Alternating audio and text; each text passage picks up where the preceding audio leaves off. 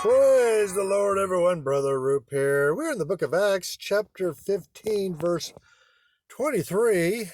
They just had the first church conference.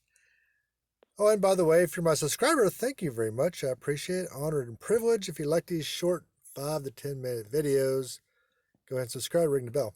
So they just finished the first church conference, and that's because all these Gentiles were starting to flood into the church, which up until this time was strictly Jewish. They had just been preaching to the Jews. And now, about 10 years prior to this, Peter preached to Cornelius and his family. They entered the church, but there's just a few Gentiles there. And at a revival at Antioch, not too far from there, they had a little revival, and a lot of Greeks came in, but they really didn't know what to do with these Gentiles.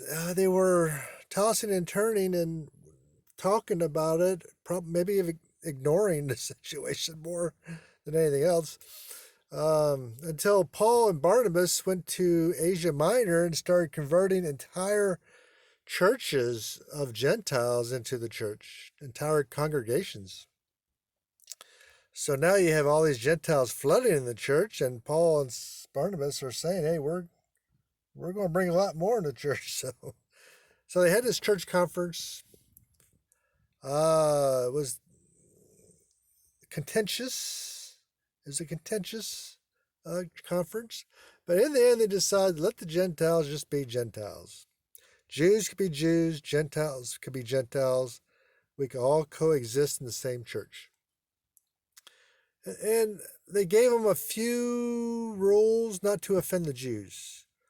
Abstain from pollutions of idols, fornication, and from things strangled, and from blood. That was the only rules they gave them, and that was really just so they wouldn't offend their Jewish brethren who they are kind of coexisting with. So the apostles just wanted to keep peace in the church. They were compromising to keep peace.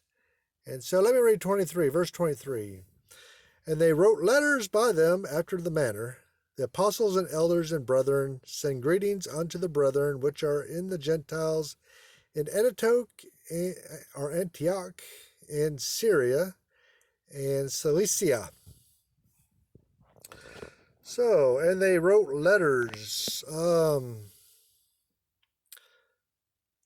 That doesn't...